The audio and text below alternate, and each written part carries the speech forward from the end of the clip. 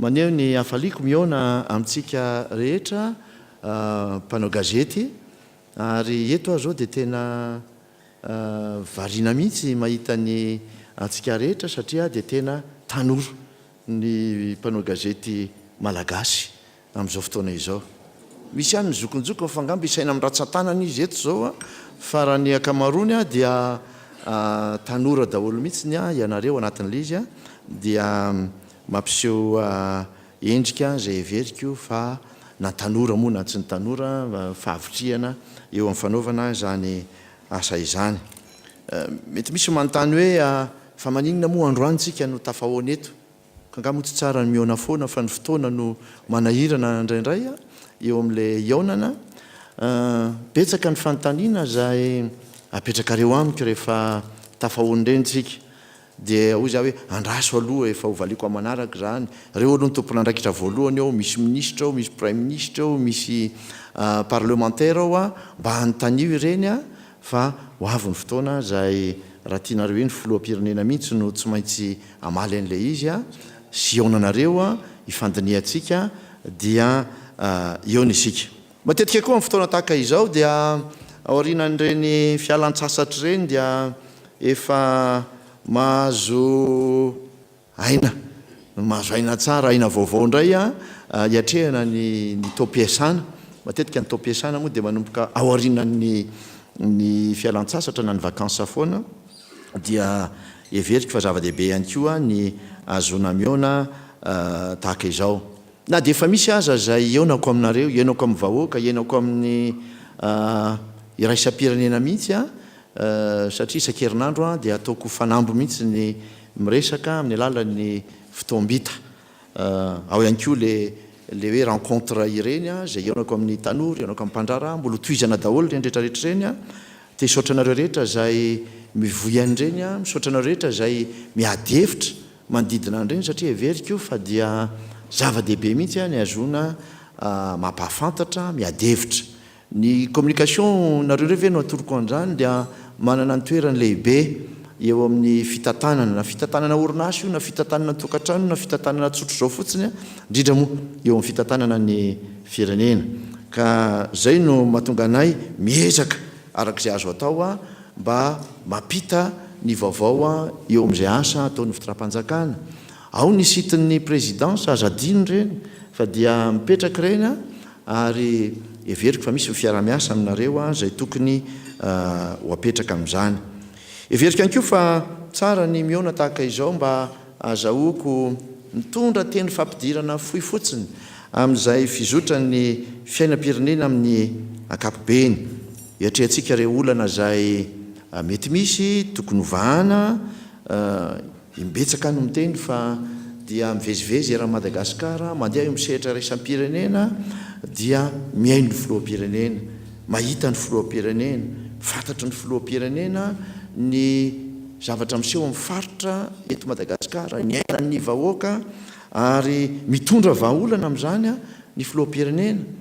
Ary eo nefa teneniko foana hoe ny vahaolana entina mpandrosoana n'ity firenena ity dia misy ilay vahaolana maharitra, misy ny vahaolana entina eo amin'ilay ezaka antonontonona le moyen terme, misy ny vahaolana zay entina ao anatin'ny foezaka. Tsy maintsy takatra zay.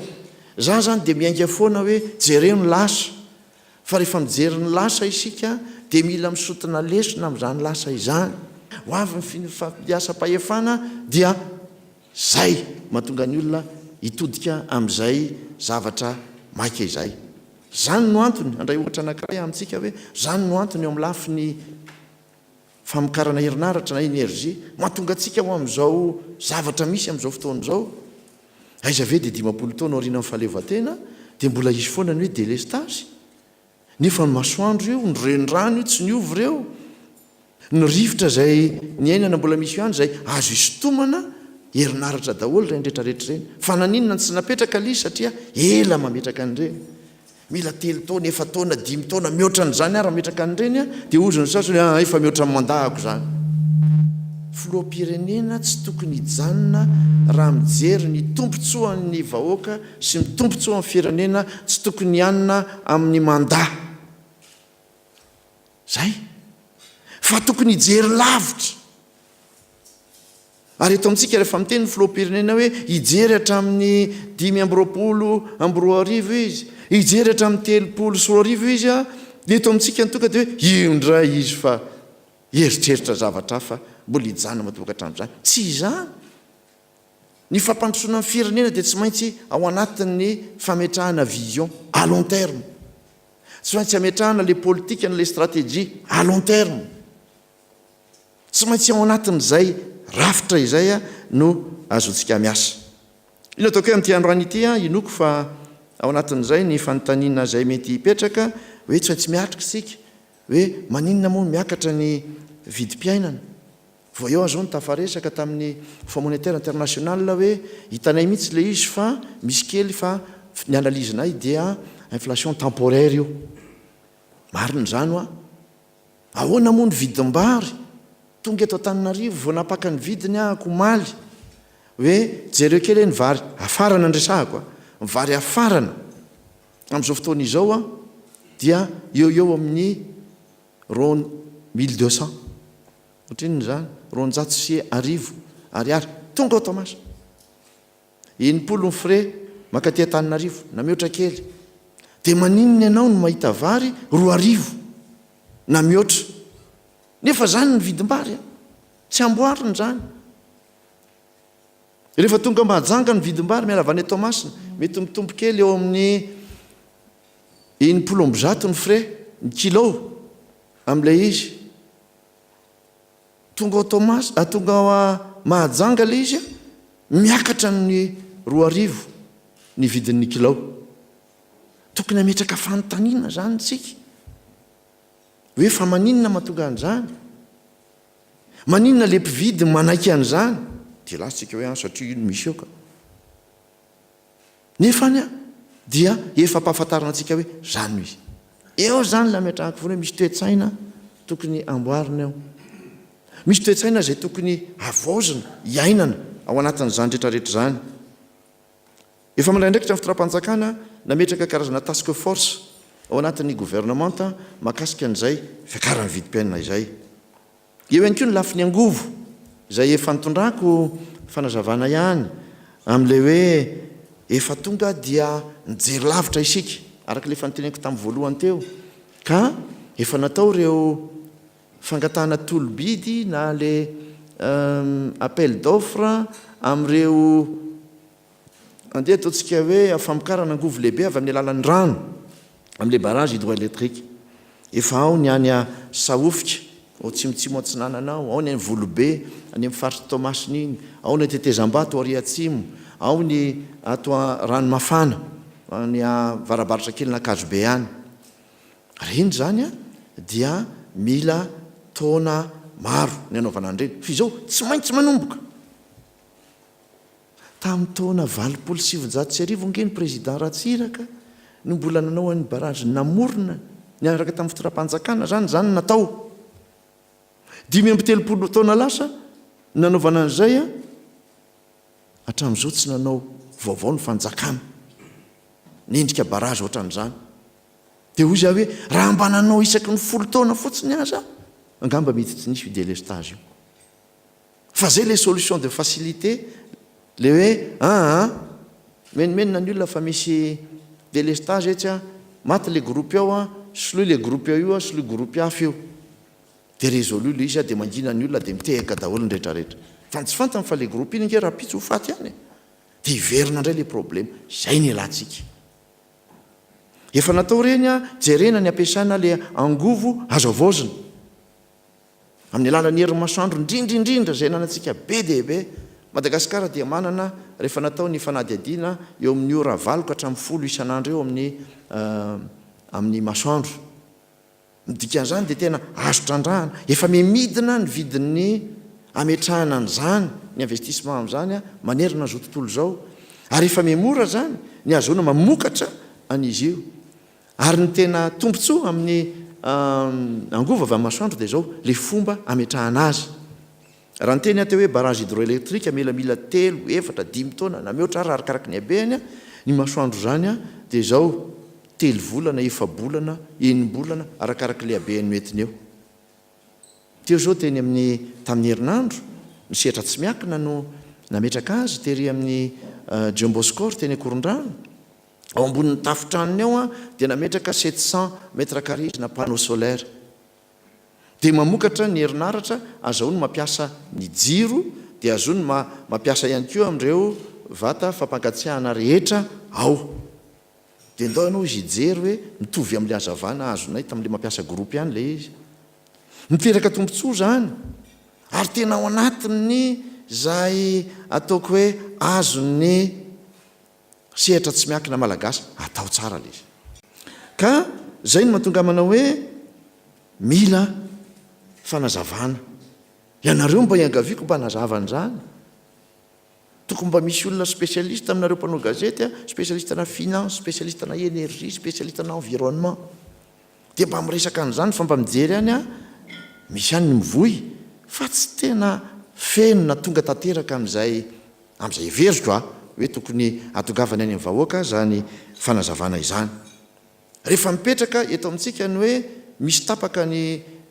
jiro satria mipoaka ny transfo eo amin'ny 67 hectare dia hoe délestage eny satria izay le nampiasaintsika rehefa misy tapaka dia délestage zay fa ny délestage zany a dia tsy fifandanjaniny zay omena sy fidin'ny olona eto amintsika efa mihoatra le izy mihoatra ny tolotra zay omentsika fa tsy maintsy lanjalanjaina le izy satria le tolotritsika mbola lafo izy mbola subventionné io ary ny problème nampiasaina rehetra na ny lina na transformateur sy ny sisa efa tamin'ny 4 taona daholo reny rehetrarehetra reny mitombo nefa le filana no ny fitombon'ny ponina amin'ny toerana maro samihafa misy ihany koa ny alatra amin'izy ireny a dia mipoaka le izy raha mahatsikaritra ianareo a tsy mbola mipoaka tamin'ny 7 maraina izy ireny tsy mbola mipoaka tamin'ny 10 maraina izy ireny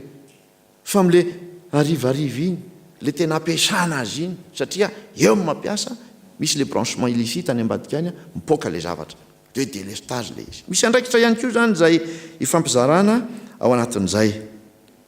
eo amin'ny lafiny solika dia tiako mampafantarantsika fa efa mpiarina foana le vérité de prix hatramin'izay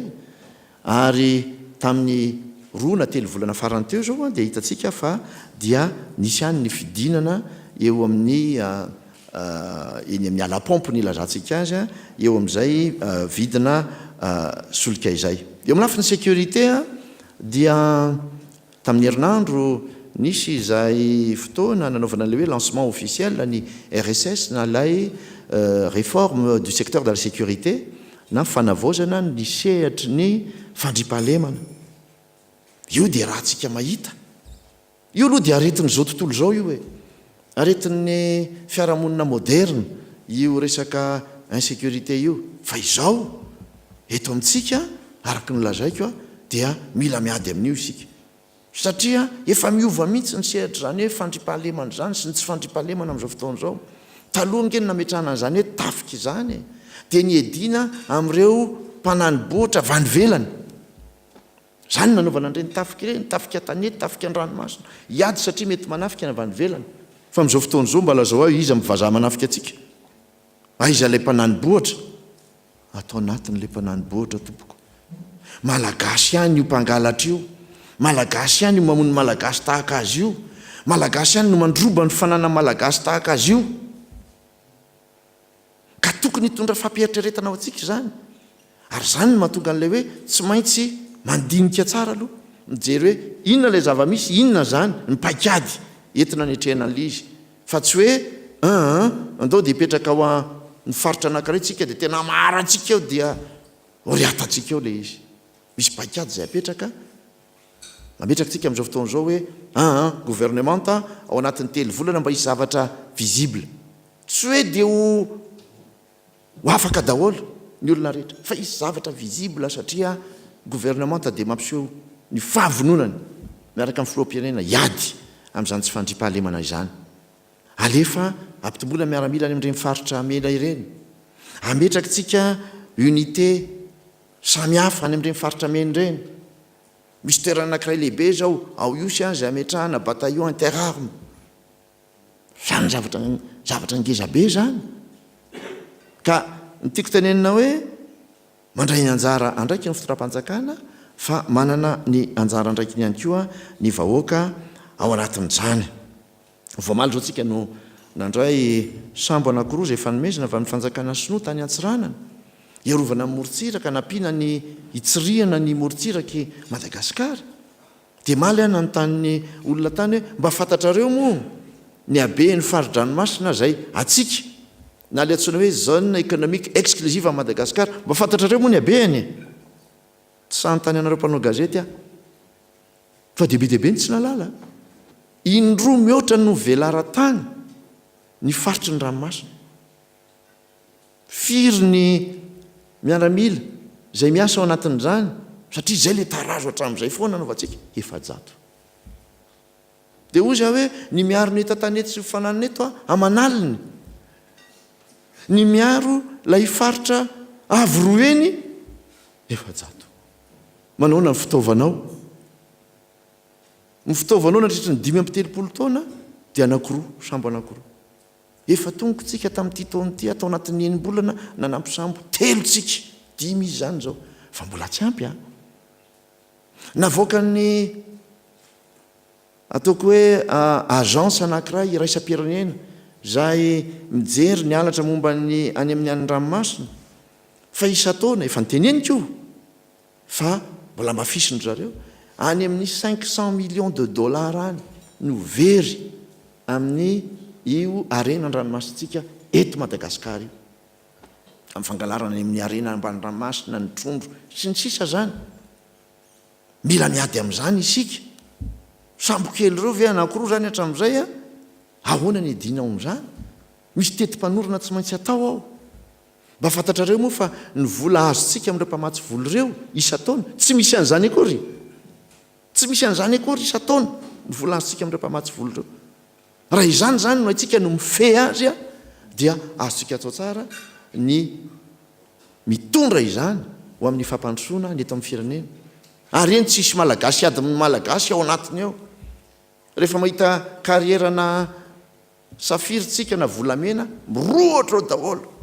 Anay io dia tonga dia amin'ny arivo ny amanaliny tonga ao. Ary raha misy mangalatra, andao jerenareo firy malagasy ho avy any ady any, tsy misy. Tsy misy. Zay nataoko hoe any anisan'ny sehatra anankiray zay tokony hitondrantsika fampandrosoana ao anatin'ilay hoe économie bleue zany zay zavatra zay. Tiako zaraina amintsika ihany koa ny toerana izay misy atsika eo amin'ny sehatra iraisam-pirenena. Tamin'ny taona 1992 no ataoko hoe taona anankiray izay miavaka amin'ny zay anamafisantsika ny iverenantsika eo amin'ny sehatra iraisam-pirenena. Ka nanaovantsika teto Madagasikara ny fionana tampony anankitelo, assemblée parlementaire francophone, nanaovantsika ny fionana tampony COMESA, nanaovantsika ny fionana tampony ny francophonie. Fantatry ny olo Madagasikara zao amin'izay ale rehetra. Lasa misy le ataoko hoe respect ho an'ny firenentsika sy ho an'ny mpitondra rehefa makany amin'ny toerana hafa. Tsy le Madagasikara le voasazy tsony, tsy fantatry ny olona tsony. Fa rehefa tokany amin'ny sehatra iraisam-pirenena, amin'ny sehatra continentale tsika dia zao mba enontsika, mba angatahana ny hevitritsika, mba asena mitarika fivoriana itsika eo amin'izay adi-hevitra lehibe misy ao anatin'ny sehatra continentale sy ny sehatra iraisam-pirenena ireny. Ary za dia manamafy an'izay hoe Madagasikara dia te-hampandroso ty firenena ity tsika amin'ny lafiny ara-toe-karena, sy ara-tsosialy. Mila vola zany, mila investisseur tsika. Tokontsika nanentana an'izany manerana zao tontolo zao. Fa zay zava-dehibe tiako tenenantsika dia zao milaza foana ary manamafy hoe misokatra amin'ny vazatany efatra isika. Amin'ny teny frantsay tiako ilazana azy hoe tsy misy exclusivité na exclusion io. Vomba makany etsinana dia fa taitaitra ny any ampovoany sy ny any andrefa. Makany andrefa dia taitaitra daholo koa ny hafa. Sika firenena manana ny fiandrianam-pirenentsika. Ny atsika rehefa manaja ny fiandrianam-pirenentsika ary manaja le hoe tombontsoa iombonana le win-win dia mety amintsika izay. Miaraka amintsika daholo firenena mahazatra any andrefana, fantatrareo France, Italie, Allemagne, zay naleko, Londres, Voatsuela, Canada, zay ho avy, Japon, zay any antsinanana fa iverina ohatran'ny manana foto-kevitra tandrefana ihany. Nijery ihany koa tsika ny reo firenena ao anatin'le hoe BRICS, ao anatin'ny Afrique du Sud, ao anatin'ny Chine zay fantatra reo tsara fa nanao visite d'état tany a, ao anatin'ny Russie, ao anatin'ny Inde, avy aty ny Premier ministre indiana Atsoatsy, ao anatin'ny Brésil, ao anatin'izany BRICS izany. Mila mitodika amin'izany isika. Zany daholo nefa ataon'izao tontolo izao, amin'izao fotoana izao. Tsy amin'ireo mpamatsy vola mahazatra tranainy na amin'ireo tany mahazatra ny arahana foana le izy. Fa nary zareo arake misy sokatra ny firenekavy. Ny Amerikan'ireo amin'ny bon de trésor lehibe ao a ny tena mipetraka ao dia Japon sy Chine mametraka vola mampiasa ao, zany mampindram-bola ny dikan'izany. Na amina milliers de milliards de dollars, anao 4000 milliards de dollars ny vola apetraky ny Chine sy Japon mihoatra an'izany. Any ny atsasaky ny teny tamiko ny président hoe ny atsasaky ny tahirim-bolanay vahiny a dia apetraka amin'ny bon de trésor américain. Ny olona zany a ireo zareo lehibe a mihodina any mijery any mampiasa vola any.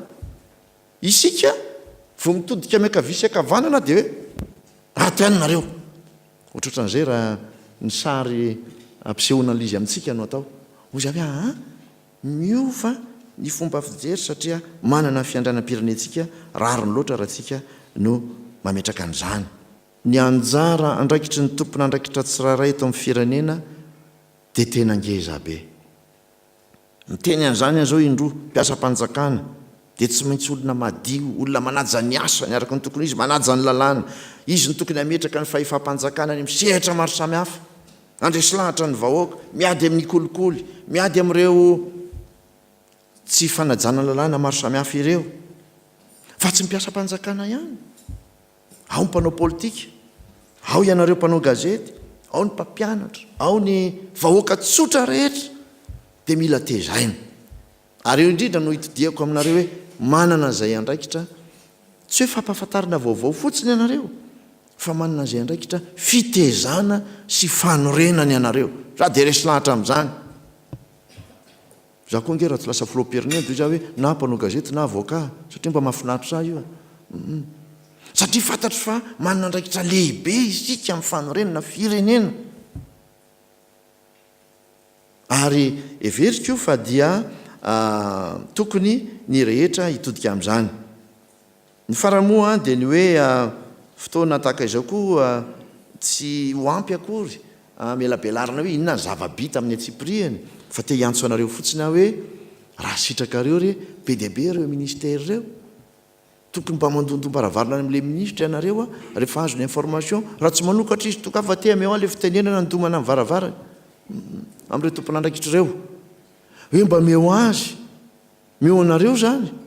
ny information na ny données rehetra momba n'izay zavatra vitatsika sy ny tanjona sy ny vina petratsika ao anatin'izany. Vakomaly, samaly, voamaly, fa ny fotoana moa mandeha be, za mihitsy ny teny amin'ny foire internationale de l'agriculture, mijery teny, nanao conférence teny zay mba raha sitraka reo dia mba voizo. Mijery ny hoe ahoana ty sehatra ny famboleny ity, ahoana zany andehanantsika ao anatin'ny visiontsika amin'ny hoe agribusiness. Tena mbola mahantra ny sehatra ny fambolena sy ny fiompiana malagasy. Tsy maintsy hoentina amin'ny sehatra avo avokoa orienté marché, zay moa ny ilazana azy. Le tsena be dia be mbola tsy nisy toy izany hatramin'izay amin'izao fotoana izao. Ny tsenantsika amin'ny Océan Indien, ny tsenantsika amin'ny Comesa, ny tsenantsika amin'ny SADC, fa mihoatra noho izany, ny tsenantsika ato anatiny. Manintsika mbola manafatra vary nefa mbola afaka mampitombo ny vidina ny vokatra vary angentsika. Raha mampitombo fotsiny 5 hatramin'ny 10 isanjato ny vokatra vary isika dia efa tsy manafatra vary tsony isika eto Madagasikara. Dia 5 sy 10 isanjato ve dia tsy ho vitantsika eto Madagasikara. Ary mbola mihoatra noho izany ary atokantsika ho mpanondrana indray. Eo zany misy toetsaina mila etanina, mila ovana, satria ny mpamokatra antsika ny tantsaha dia mbola mijanona ao amin'ilay toetsaina hoe autoconsommation no atao, mamokatra ho an'ny teny, nefa tsy ampy le izy. dia lasa hiaran'le tsena izy rehefa avy eo izy ny tokony ho mpilalao atsehatra eo amin'le tsena izy ny lasa hiaran'le tsena satria lasa mividy vary lasa mividy ireo zavatra maro samihafa zay misy eo amin'izany tsena zany satria mila siramamy mila menaka izy a mila mampianatra izy a mila fitsaboana maro samihafa eo zanytsika atevitra ngezabe a fanamby ngezabe a no apetraka ao anatin'izany zany mahatonga ny fitram-panjakana tena misikiponitra mihitsy mametraka reo fotodrafitrasa fototra zay fantatra fa tsy ho vitan'ny tantsaha amin'ny alalan'ireo barage toadrano maro samihafa amin'ny alalan'ny fitondrana énergie amin'ny jirama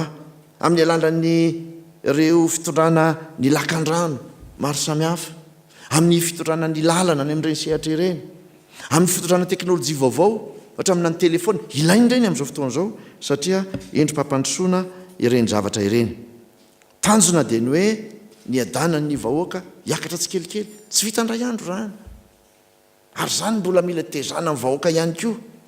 amin'le hoe ny krizy a sy ny vetraka an'izany tao anatin'izay 50 taona zay ka niteraka fahatrany tsy ndray andro tompoko efa niteny an'izany foana ary mbola mamerina manamafy an'izany tsy ndray andro mandanga zay milaza aminareo fa anatin'ny fotoana fo izy dia anovany ty Madagasikara ty 3 volana ndray andro na ohatran'izany mandanga izy raha milaza an'izany dia miteny an'izany mihitsy arany natonga an'izao zavatra zao anisany fa tsy hoe izy rery na ry zareo rery fa tompona andraikitra nefa tsika rehetra ao anatin'izany tompona andraikitra tsika rehetra ao anatin'izany ka zay moa no sasy teny kely zay hoentiko amintsika anokafana ny ataoko hoe fanontaniana mety tsy voatery ho fanontaniana le izy mety ho fanamariana zay hoentonareo a rosinareo marina ny président zany dia mbola zao hoe zay dia manampy anao président na hoe tsy mety zany a fa zao sosokevitra hoentinay zay kosany mba mahafinaritra le hoe rehefa tsy mety aza toka dia manao batsilana fotsiny hoe tsy mety le izy fa dia tena zao le zavatra fa ndao hiady-hevitra any amin'ny sehatra samihafa na amina sehatra ny asa anankiray na profession anankiray ary mety tsy ampy angamba ny ady-hevitra ka everiko fa zava-dehibe a ny anaovana an'izany a ao anatin'ny sehatra maritra petsaka ny zavatra azony filoham-pirenena resana fa mijanona amin'izay aloha mba zay fotokevitra cadre-ngeza be zay a fa inoko a fa nareo mbola anosika an'izay varavaran'izay ivo bebe kokoa dia ametraka fanontaniana maro samihafa ka dia makasitraka ary dia mbola masotoy ihany tsika rehetrarehetra ka iteny daholo nareo fa aza matahotra irako to malala rédacteur chef TV ya miaraka amin'ny président dia miaraka amin'ny tompona rehetra dia zavatsika namana mpanao gazety miaraka amin'ny président dia misaotra aloha amin'ny fanasana président vaovaona resaka zany tatato monsieur le président dia hoe fantsiny fanovanandiny sasantsasany amin'ny lalam-panorenana indrindra moa zareo député zay atao hoe fomba fitondrana fomba fanjakana zany tena marina dia mivoy an'izay resaka zay amin'izao fotoana izao dia maro zany ny hevitra mety kodina anatin'le izy hoe misy paipaikady politika hoe ho avy ny fifidianany président mirotsaka dia zay no mahatonga an'io dia mba mangataka fanazavana aminao zay président inona ny hevitra ao sy fanazavana mikasika an'izay le hoe fantsina ny talana sasantsasany amin'ny lalam-panorenana na fanovana lalam-panorenana zay misaotra tokoa ya voaray zay andeha indray fanontaniana telo efatra angambany aloha dia avy eo indray dia raisika ny manaraka ato miralibera misaotra andriamato filo petraka ihany ve samitsangana napetraka ara tsy maninona tsy olana antsika anisan'ny efa niresary namana teo moa ny amin'ny kiasika ny resaka le fahasahiny filoham-pirenena zany zao no andrasana za tsy miteny hoe hovaina tsy hovay le lalam-panorenana fa hoe atraiza marina mety ho fahasahina satria na ny taloha na ny teoriana samy laza fa misy tsy mety ihany io lalam-panorenana io a ka atraiza marina fahasahiny filoham-pirenena faharoa mikasika ny resaka tsaotsao sy ny onoono sy ny resaka amin'ny tambajotra serasera andriamato filoha ny gazety ray zao milaza fa anao trano andraisana andreo mpitsopinena na treto a tena andrasana ny valiteninao satria tany amin'ny rendez-vous ianao a milaza ny fitombita hoe tsy misy fifanarahana vita sonia mikasika an'izany a ahoana marina mikasika an'io fandraisana mpitsopinenan'io ary nyresahana any anatin'ny tambajotra ihany koa ny resaka momba ny hoe fanomparana sy ny sisa zany hoe PDB voakasika zany daholo ny olona rehetrarehetra tsy voafeh ve izy io zay tokony andraikitry ny fanjakana mihitsy ny fe an'izany resaka tambajotra izany ary arotina ihany ny firesahana aminao andriamato filoha ny resahanao ny tsy fandriampalemana nefa ny bdb resaka hoe miaramila mamatsy fitaovam-piadiana hatraiza marina ny fanangonana sy ny fanisana fitaovam-piadiana ho an'ny tafika atsika resaka diplomasia moa efa nresahanao teo ihany a raha loatra kely vetivety fotsiny a ny marina tokoa ve satria misokatra amin'ny vazatany efatra isika lay sambo nomeny sinoa hoe tena nisy tokoa karazana fandrarana nataon'ny frantsay tao ambadika zay de matofilo misotra tompoko. Monsieur le Président, miarapa tompoko lovaga lambomamy avy amin'ny la ligne de mire. Ny saika mba afantany kely Monsieur le Président efa prévu amin'ny volana octobre io signature ny convention de partenariat Madagascar Hermad sy amin'ny partenaire stratégique isaka antaniko tompoko zafady azaho aiza amin'izao purement les dettes ny Madagascar izy condition be dia isaka antaniko hoe vola faizany miafahantsika nandohan'izay dette zay misaotra tompoko. Misy avao la chasse info secrétaire président nampikely an'ilay resaka fanitsinana fanivalentiana tao amin'ilay lalam-panorenana maninona no aty amin'ny fiafaran'ny mandala izy vao atao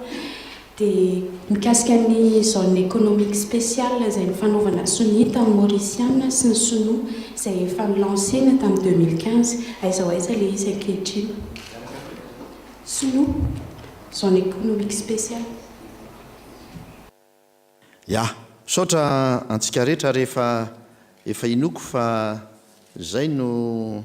anisan'ny fanontaniana zay efa masamasaka tany andohantsika tany satria efa apetraky ny mpanao gazety maromaro amiko le izy ny zavatra mahafaly aloha dia ny hoe mba misy any zany any amin'ny fiarahamonim-pirenena any mandinika ny toedra raha tahaka izany zay everiko fa foto-kevitra lehibe mihitsy eo amin'izay tokony hodiniana eo amin'ny fiainam-pirenena ozy ianao hoe fa maninona ty amin'ny fiafarana amin'ny mandat no atao le izy fa tsy tany amin'ny voalohany dia mba eritrereto ara hoe vao tonga ako mbola ao anatin'ny sanction tsika mbola ao anatin'ny zavatra rehetra tsika dia hoe io le filoham-pirenena fa dia nametraka ny anamboatra n'le constitution eto zany dia tianao fanamariana hoe zay zavatra hitako amin'ny adevitra mandeha ary everiko fa tena zava-dehibe tokoa dia ny hoe tsy raha filoham-pirenena no antaninao tsy refontina constitution mihitsy no tokony ataontsika zany hoe refonte hoe nisy le adevitra moa zany hoe andao metraka constitution samihafa ty fédéral ty unitaire ty théocratique ty ohatran'izao tsy zany no ilaitsika zao mbola tsy amin'izany isika zay ny tokony ho natao raha nanao tany amin'ny voalohany fa ozy aho hoe fanitsiana révision ary fanitsiana ho amin'ny zay ampilamina sy ampirindra ny fiainam-pirenena fotsiny ao anatin'ny fifidianana raha izay le adevitra apetraka ao anatin'izay faritra zay everiko fa efa iova sahady ny adevitra ao anatin'le izy tsy isy resaka zany article 54 zany fa hoe ao anatin'ny fifidianana tokony metraka fanontaniana isika zavatra tiako teny alohan'ny ametrahana fanontaniana dia zao filoham-pirenena Jean Armampianina dia voafidy tamin'ny alalan'ny fifidianana malalaka transparent sy trandrehetra zay natrehany ihany koa ny communauté internationale manajany zany izy aresy lahatra amin'izany izy fa io ihany fifandombiasam-panefana avy amin'ny alalan'ny fifidianana no mampisy ny fitoniana sy ny filamina eto amin'ity firenena ity mbola jaindra Jean Armampianina zany tompoko ariady fo amin'izany izy fa tsy izy mihitsy ny laza hoe dia andao anao fifidianana ambomboarina indray tsika anao an'izao ny adevitra iraisan'ny rehetra ao anatin'ny zavatra io mila lahatra ny rehetra ary eo no metrahako fanontaniana teny efa nijery marina tokoa ve isika zange efa nanomboka elaela no niteny raha tonga ty izy andra matoa Ban Ki-moon dia efa niteny hiatrika tamin'ny mai 2016 dia efa niteny taminy hiatrika fifidianana izay mila fitaizana ny olom-pirenena ampio zay amin'ny fitaizana ny olom-pirenena ampio zay hitaizana andreo sehatra zay azo lazaina hoe mitsiketsika ao anatin'izany fifidianana zany ao anatin'izany any mpanao politika mila formation zany mila adihevitra zany ao anatin'izany ny mpanao gazety mila adihevitra zany ao anatin'izany ny société civile eny ozy tena mariny zany ary zany indrindra na tonga tamin'ny heritaona izy dia efa niketriketrika an'izay ary tamin'ny voalohandohany ty taona ity zany dia efa nisy reny fionana samihafa adihevitra ny raha mpanao politika nandinika hoe ahoana zany fifidianana zany ahoana io lalam-pandrenana io tsy voazonga io nompotra e fa rehefa manakaiky moa le fotoana dia ohatrany tiany rehetra ampiazakazahana le izy fa adihevitra efa tokony mipetraka io zao ny zavatra lazaiko atsika ao anatin'io fametrahana n'le adihevitra io filoham-pirenena aloha tsy nametraka mihitsy hoe ity alefana ity alefana ity alefa za tsy niteny mihitsy hoe ny fialan'ny filoham-pirenena atao volana eo amin'ny resaka constitution io tsy niteny an'izany mihitsy filoham-pirenena fa izao mbola misy zavatra hafa mihoatra noho izany inge zay manahirany petsaka ny zavatra manahirana anatiny io zay nataoko hoe tsy antsika anankiray zay lehibe ao anaty fa nisy ny soloana kely ty azafady ny mpanao politika zay efa nametraka azy dia ny hoe io resaka fokotany io dia anisan'ny tena lehibe mihitsy ka tokony hojerena satria ny fokotany dia tsy tafiditra raha mijery ny andiny 3:70 isika ao anatin'ny constitution zay nametra hoe reto avy my collectivité territoriale décentralisée tsy ao anatin'ny fokotany fa ny commune ny région ary ny faritany le izy zao nefa ny adihevitra ary tena ngeza be tokony an'olo ny chef fokotany sika raha manolo chef fokotany sika kanefa ny fokotany tsy ao anatin'le collectivité territoriale décentralisée dia tahaka ny rafim-panjakana izy zany dia tokony ho tendrena zany ny olona ao mba hitreretinao zany hoe zao ny gouvernementa tomporanakitra rehetra na hoe andao ho tendreninareo dia mba meo réaction mikasika an'izay dia efa akaiky indray mififidianana ka dia anendry ny olondry zareo ao anatin'le izy zay ny voalohany fa ny faharoa tena tsy mety amin'izany mihitsy ny filoham-pirenena aizany tena miseho ny fahefam-bahoaka any fotony miresaka démocratie foana tsika aizany tokony sy exprimer zany démocratie zany any fotony zany hoe tokony hofidiana le olona lalam-panorinantsika tsy manao an'izay raha hanao an'izay indray nefa zao hoe andao ara-fidiana le izy anticonstitutionnel zany atao président de république zany asa nazy tsika tsara le fipetraka le izy ka tokony adihevitra petraka mihitsiny zany hoe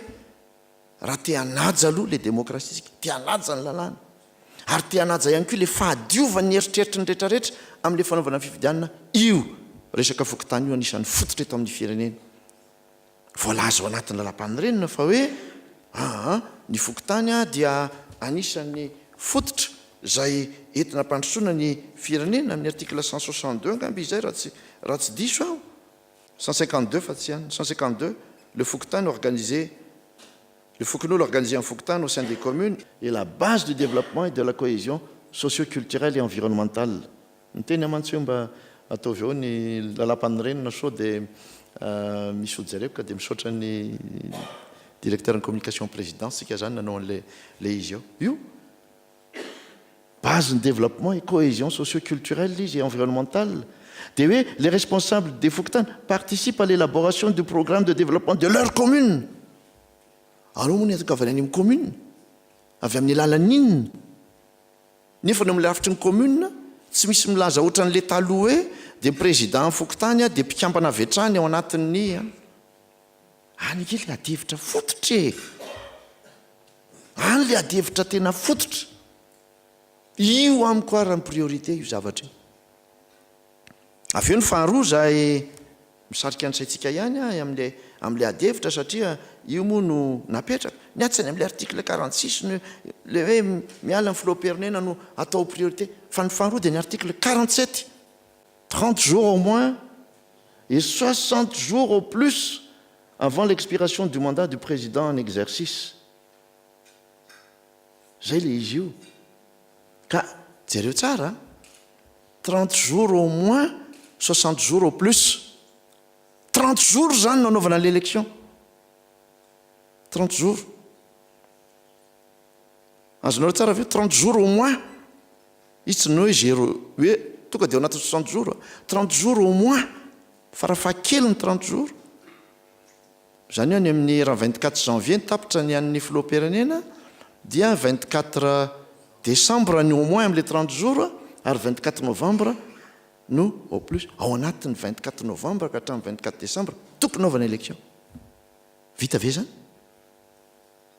vita ve zany tokony firitory ny élection raha marina tokony tsy maintsy na inona na inona tsy maintsy mieritreritra foana hoe misy 2 tours ny élection zany hitondra fampietretana kely atsika ao anatin'izay hoe inona moa ny expérience nisy teto amin'ny firenentsika rehefa mijery an'io isika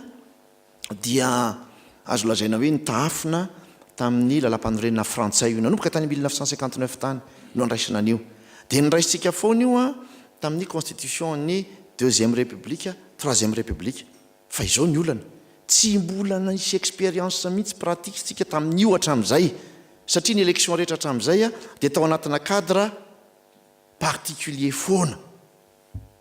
nisy ny crise ny 91 a dia nanao élection 92 a cadre particulier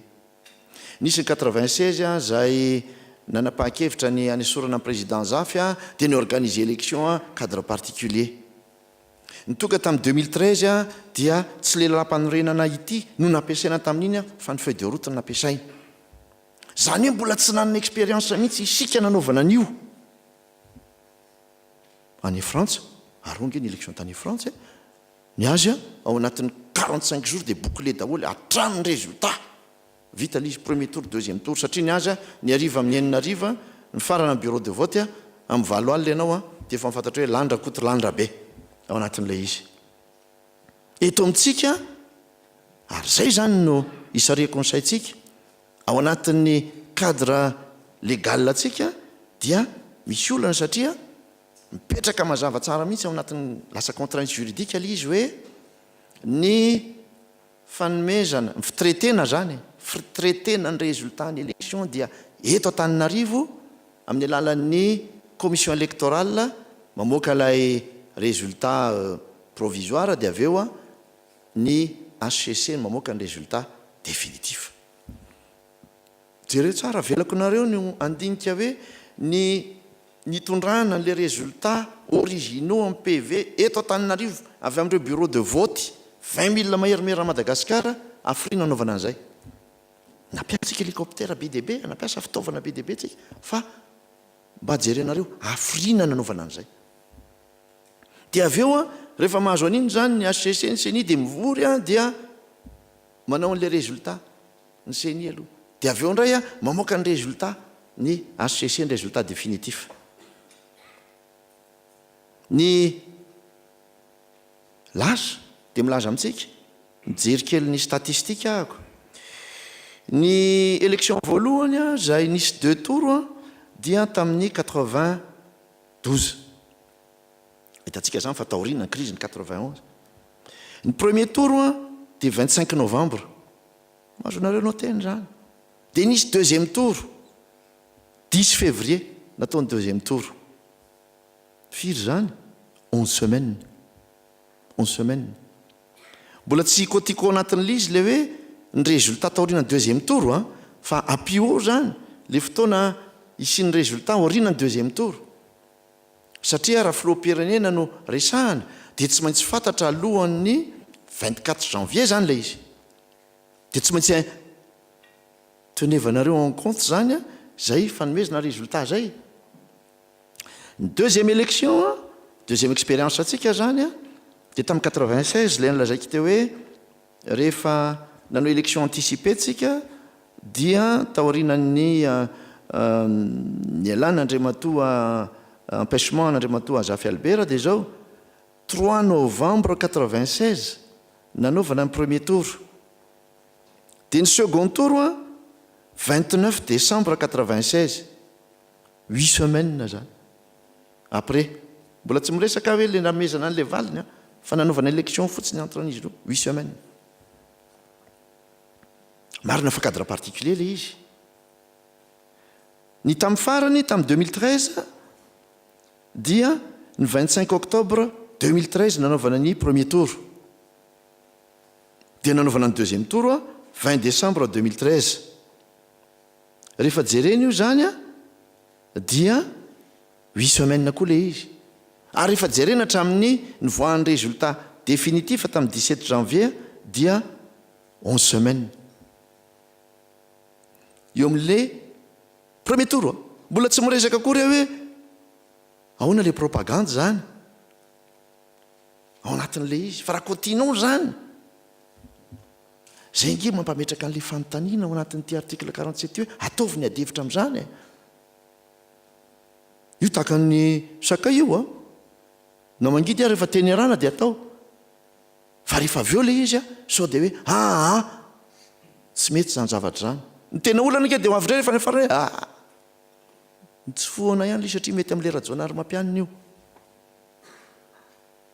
eo zany tsika mila sokafana mihitsy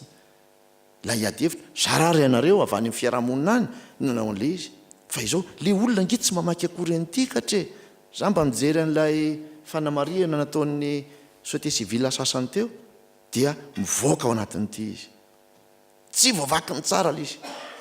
alinéa 1 io hitantsika io fa mety hitao ve ny alinéa ambanimbany afa tafidina ve ny alinéa 3 zay miteraka olana ao anatin'le izy amin'ny article 47 dia voilà zao zany hoe ny fisinina second tour dia atao zany fa ity ny tena zava-dehibe misy phrase anakireo amin'le alinéa 3 manao hoe le second tour a lieu 30 jours au plus après la proclamation eno tsara après la proclamation officielle des résultats du premier tour mandeha zany ny premier tour jour 0 dia mandeha ny proclamation dia tsy fantatro iny zany hoe araka ny tenika teo hoe fanangonana le résultat dia mifamoahana azy dia un mois après au plus tard efa mivoaka amin'le 30 jours voalazan'le alinéa voalohantsika amin'izay fotoan'izay efa mivoaka tsika raha izay ka apetraka le fanontaniana hoe misy ohatran'ny fifanoherany eo inona ny adevitry ny rehetra ao anatin'izany anjavatra zany tena mifanohatra vero sa tsy mifanohatra ny famakina constitution tsy azonaovana interprétation famakina constitution c'est d'interprétation stricte mpanao lalàna dia mahalala an'izany fa tsy hoe zao mety ho fahitako an'io zao ny fahitan'ny sasany an'io fa zay le izy ka zay ny mantoka manao hoe reo ny tena adevitra zay tokony apetraka ny sisa zay pitsopitsony mety afaka manaraka ihany fa reo aloha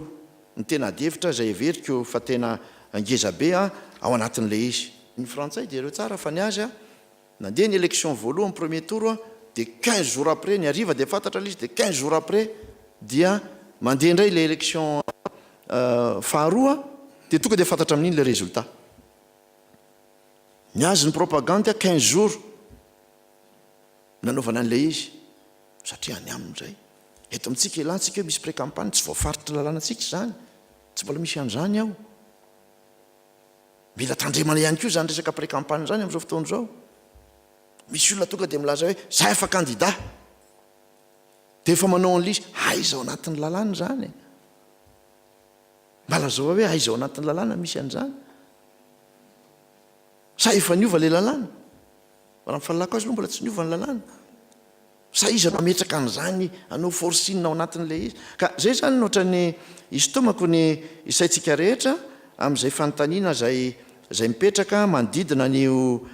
resaka constitution io hoe misy adevitra zay raha fijeriko azy aloha tena tokony ho atao ao anatin'le izy fa rehefa milaza ny rehetra mijanona amin'itsika dao hijanona amin'io tsy matahotra an'izany filoham-pirenena voalohany mananja ny constitution fa adiditsika rehetrarehetra kosa no mametraka an'le olona satria ozy mbola tsy nampiarina mihitsy io amin'ny pratika teto Madagasikara ary raha mipratika teto Madagasikara nefa nijerena dia mifanohatra amin'io ny zavatra misy ary eo zany ny tokony hitondrana fieritreretana tsara an'le izy ny any zany le foto-kevitra fotsiny raha tianareo fitiniko le izy dia hoe raha miresaka zany hoe fanovana fanamboandra fikitihana ho an'ny fifidianana zay ihany zay tena foto-kevitra lehibe ao ka tiany rehetra amboarina aloha le filo lany eo no anampoatran'izany rehefa avy eo raha izay ny raisany rehetrarehetra ao anatin'ilay izy ka zay ngamba somary lavalava le izy satria misy tsy maintsy zavatra hodiniana ihany ao anatin'io zavatra io zava-dehibe ary miantso anareo mpanao gazety hoe rehefa mamaky anytony dia mba vakio daholo le izy fa reo mpiatsehatra rehetra rehefa mamaky le tia no tenenina ihany sy tia no vozina ihany no jerena indraindray aliny ahany jereny fa tsy mijery le hafa zay makasika an'le izy ka eo zany mila fandiniantsika amin'izay zavatra zay asa moa nahavaly azy le izy fa ny tianareo fanontaniana teo moa dia hoe sa ve enao izy ke tsy mipetraka hoe sa na tsy sa président fa hoe inona ny intérêt ny firenena tsika zany dia tsy maintsy mametraka foana ny stabilité zay everiko ho stabilité zay everitsika ho stabilité relatif moa zany hoe fitenenana zany fa zay everitsika ho stabilité misy tokony arovantsika tokony arovan'ny rehetra foana tahaka ny anakatream-baso ny ametrahana stabilité hoe tsy ny fifidianana zany tokony edina fa tokony raisana ny adevitra rehetra ao anatin'izany ka misokatra ny adevitra taminareo zany zao dia everiko fa amba vomana ampomieritra izy io mpitsompinenana za aloha dia mialatsiny ozinareo asika andray président aminay reny tena tsy mety reny tena tsy mety mihitsy ny reny fanomezana vaovao reny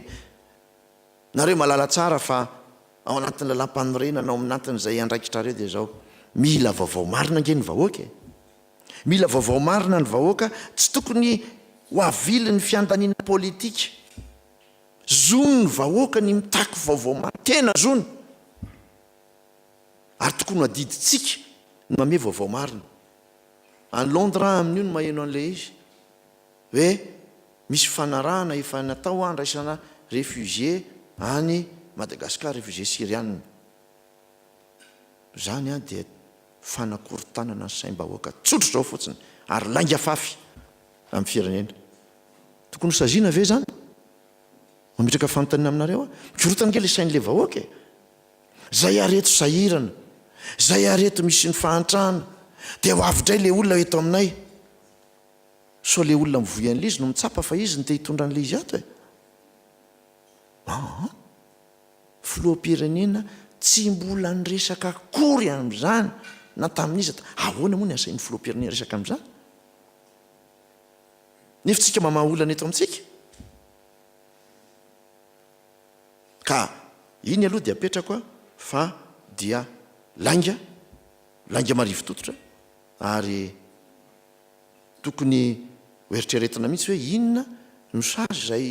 tokony atao amin'ny hatrany reny iny dia mitovy ihany amin'le hoe nianjera ho ny tonelina tao ambany dia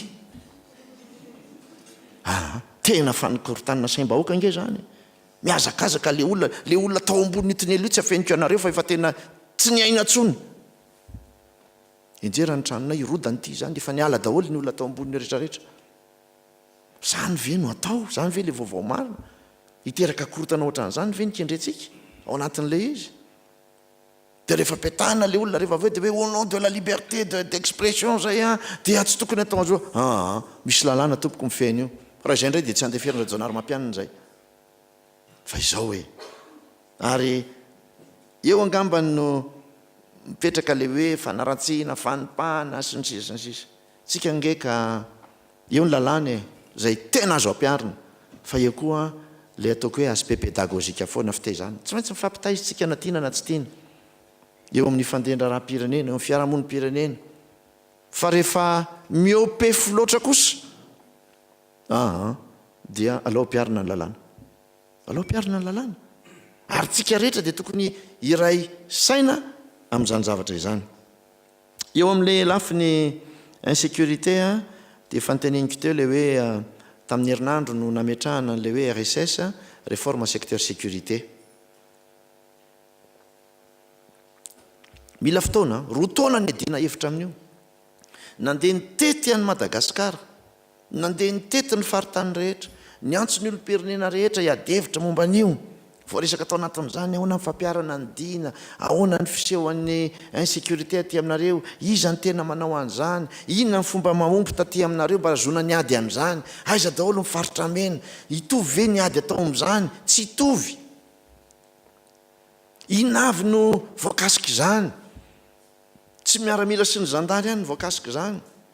voakasika n'izany ny justice voakasika n'izany ny fiarahamonim-pirenena rehetrarehetra zany resahana raha misaka insécurité ary zany natonga ny laza hoe anjara didiny rehetra ny fametrahana ny fandripahalemana eto amin'ny firenena tsika efa mandray andraikitra zay dia mandray andraikitra ary tsy hijanona ny andray andraikitra ao anatin'io fa izao mila fanetanana ihany koa zay zavatra zay anisan'ny efa ataotsika le hoe fanisana ny fitaovam-piadiana efa anatin'izany tsika misy le fitaovam-piadiana zay mitsofoka tsy hitanao mba mijery ihany nge ny eny amin'ny seranatsambo sy ery amin'ny seranam-piaramanidiny fa izao mahafantatra tsara nareo a 5000 km de côte tsika tsy ho voajerytsika metatra isa-metatra ity morontsiraka tsika ity any ambadibadika any mitsofoka le izy ka zany rehetrarehetra zany a dia anisan'ny fanamby zay ataotsika satria raha te hampandroso ny firenentsika tiatsika hamokatra ampilaminana ny vahoaka tiatsika andeha hianatra ny mpianatra tiatsika hipetraka any amin'ny toerana misy azy ny mpitsambo any amin'ny toeram-pitsaboana any a mila an'izany isika fa izao misy olona dia mieritreritra fa io no ametrahana instabilité anakorontanana ametrahana pression maro samihafa dia manao an'izany miadotsika fa adiarahana io zavatra rehetrarehetra eo amin'le sambo sinoa hoe misy ve ny fandrarana avy amin'ny frantsa hoe tsy misy an'izany aiza nisy an'izany hosahanao an'izany ve izy nefa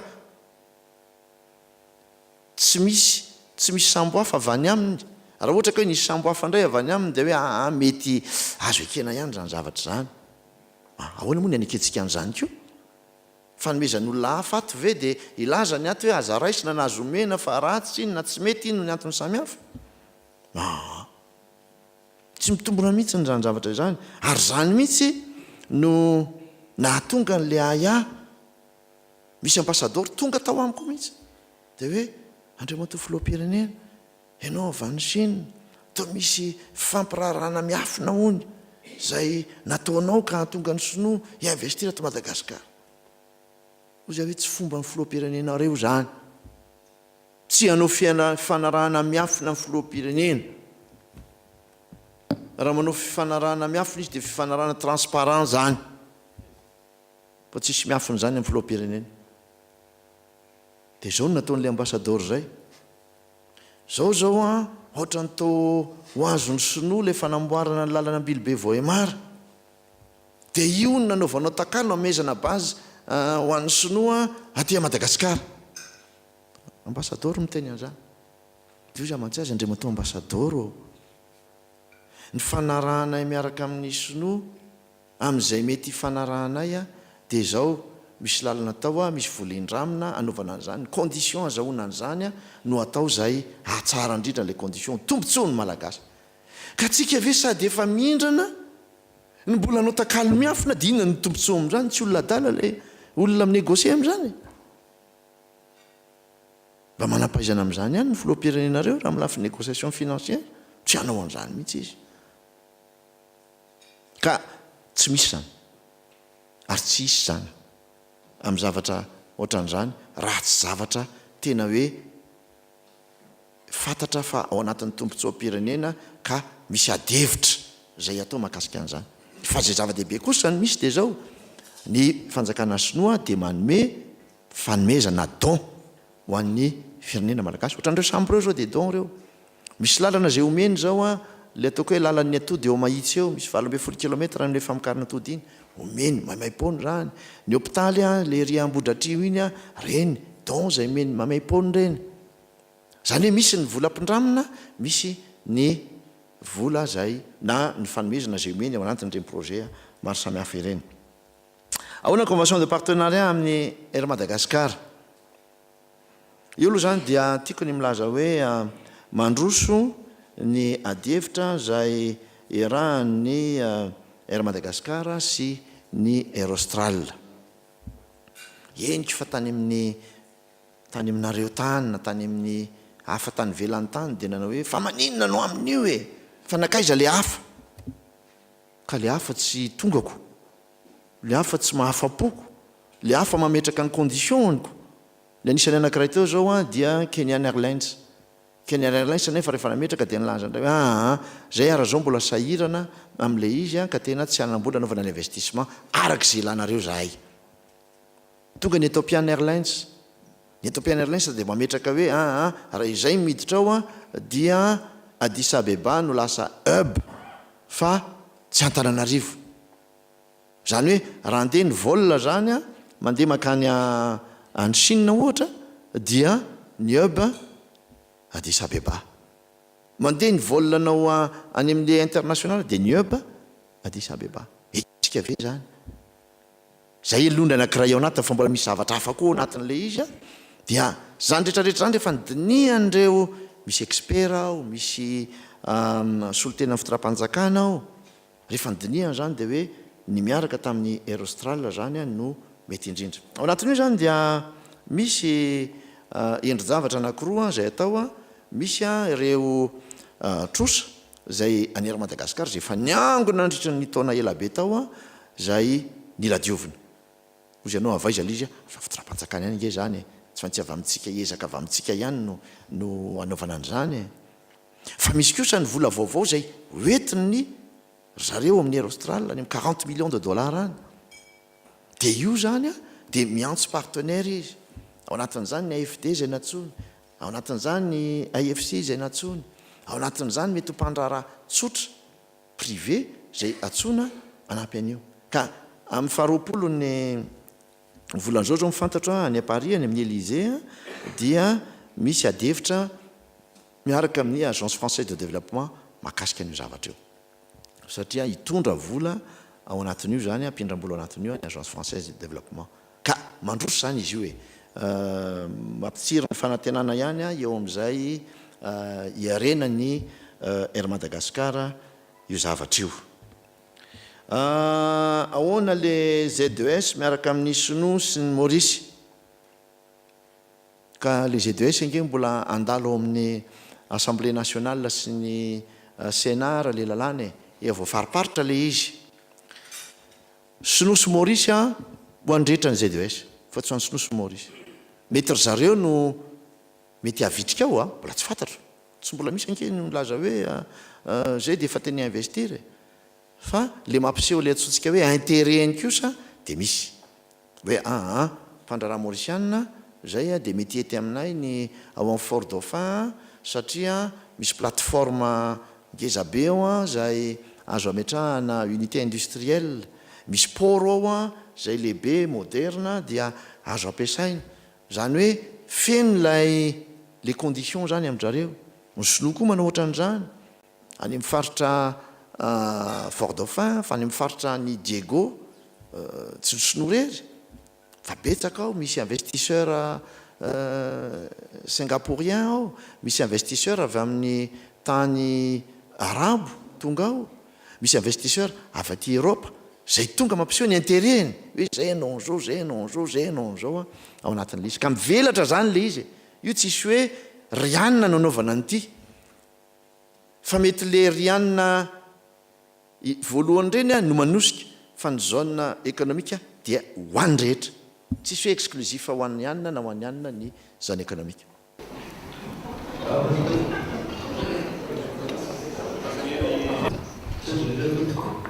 Andy rahatsona tokoa groupe télévision tena maranatona naranatofoloana hoe tokony hitovy daolontsika eo ambanarana tena marina zany fantanina kely ihany aiza zao hoe resaka haute cour de justice inona olona mbola tsy arakanitsika azy. Eo ihany koa tokoa ny mikasika an'ilay hoe pacte de responsabilité nataon'ny RCC so dia diso angefa ka tokony any amin'ny RCC no antanin'izay. Eo ihany koa tokony le fanontaniana hoe rotaona sy televonana zay dia nankalazaintsika tamin'ny fomba ofisialy tena nanetriketrika tokoa tany misy hoe ny fametrahana TNT Amin'izao nisy orinasa teo aloha teo a nifanaraka tamin'ny PTNT, ministère de la télécommunication, nanao an'izy io olona manarivona ankehitriny a natovola tamin'izy io tsy mandeha tsona izy so dia nisy namiditaka ny anao andre matovolo azafantatra tao anatiny satria tsy mandeha tsona izy amin'izao fotoana zao. Ary nisan'ny farany koa mikasika ny extension ny télévision mangataka toko izay mba ampiarina ny traitement égalitaire mahakasika an'io saotra indrindra dia matovolo. Misaotra dia matovolo misy fantany ohatra tsy mahafantarako amina dia matovolo ina lalàna mpiana dia teratsako fotsiny hoe misy ny lalàna mifeny serasera mamaritra hoe famoahana vaovao tsy marina ka mety anakorotana saim-bahoaka dia saziana teritapitra tamin'ny enatapitra ariary zany hoe tsy mampigatra satria matovolo tsy anjarako moa no miteny hoe hotoriana sa tsy hotoriana fa anjaran'izay mahatsara hoe mety anakorotana saim-bahoaka le izy. Ny fanontaniako manaraka andre matovolo mety mbola izy ve ny subvention any JIRAMA sy any Air Madagascar amin'ny taona 2024 dia mahakasika ihany koa ny code pétrolier hatramin'izao izy mbola tsy niova foana na dia efa imbetsaka fa notenena hoe ovaina manao ahoana aloha le appel d'offre amin'ny bloc pétrolier ary nisy ihany koa nefa mbola tsy nivokatra code pétrolier ohatra nisy efa nahazo fahazonala manao fikarohana amin'ny bloc pétrolier eto Madagascar. Dia eo ihany koa ny lalàna momba ny famotsim-bola izay efa nisy anankiroa ihany efa nofidiny conseil des ministres fa tsy fantatra mety dia mbola nisy anankiray mbola tsy mivoaka fa mety ho rany amin'ity taona 2024 ity ve. Dia fanontaniako anankiray koa dia matovolo mahakasika ny ambassadeur antsika izay mbola anankiray ihany fa efa nomeny filohan'ny république hatramin'izay nafito azy dia ny fanontaniako farina dia matovolo hoe raha miteny isika amin'ilay hoe référendum mahakasika ny fifidianana na resaka stabilité sy sisa sy sisa tsy mahatoky ve ny filohan'ny république na ny manodidina ny filohan'ny république hoe izay filou isomotoerana raha ny voalazana lampan'irena moa dia ny filohan'ny sénat mety ahatazona izay stabilité zay raha ohatra raha isitsika hoe fotoana lavalava zany ka candidat ohatra ny filohan'ny république fotoana lavalava no tsy isin'ny filohan'ny république voafidy araka ny fonda démocratique hitantana ny firenena saotra to. Pour nous, Monsieur le Président, c'était aux Australiens, une Facebook était famille dans le premier sanitaire, internet, formar les ratuner la norme fan variateur, fan qui a des efficaces en technologie, et donc on va dire que c'est faire un message, c'est d'être appliqué. Bandiana no trano kala ministère sy ho betsaka amin'ireo tsy mandeha ary zay mandeha tsy misy ajour ny tianamby anao zany fa atsipiany faro tsotrany misy fiamorana betsika Monsieur le Président mikasika an'ilay adevitra sokafanao amin'ilay constitution dans les articles 47 c'est nezavatra ny antony dia zao le gouvernement combat les gouvernements miaraka aminao tokony notifie amin'ny fahitana azy hoe raha taloha tansaanao to hoe fananana fifidianana premier tour deuxième tour tena ahery mihitsy le président administrativena dia collecté daholo résultat fa ohatra misy ayantsika amin'izao fotoana zao tsy ho tratra ao anatin'ny filotaona za raha mety raha amin'izao teknolojia raha tanambaratra hoe Facebook raha mahavita quelques minutes so dia mbola tokotratratsika minute 48 heures 72 heures zany resaka résultat zany amin'izao par technologie hitrao fantanana Monsieur le Président resaka sécurité zava-misy alapetroka amin'izao fotoana zao manahirana be donc tambaka misy teo hatramin'ny alina ohatra misy mahay antsy fa hoe éducation mety mihitsy misy resaka mandeha amin'izany misy toko anankiray zany zao mitahina maro ohatra ekiliana fanenjehana any amin'ny faritra petroka eo fatra zay nametrahany fanjakana le misa le spécial antidahany mbola misanao to famolana le sametrahana konfondro-tafika manokana ho amin'izay resaka farepalemana zay faro tiatikana resaka énergie renouvelable Trump ametrahana an'io raha sy diso en décembre 2016 resaka énergie solaire raha sy diso ohatra tsy haintsolo io fa le tetsako malo ny atorina io fapelo mikasika ny serasera mba tia afantatra Monsieur le Président inona marina mais c'est une une question technique, mais c'est une attribution de la licence. C'est attribué à ma chaîne, à 9, les fréquences de la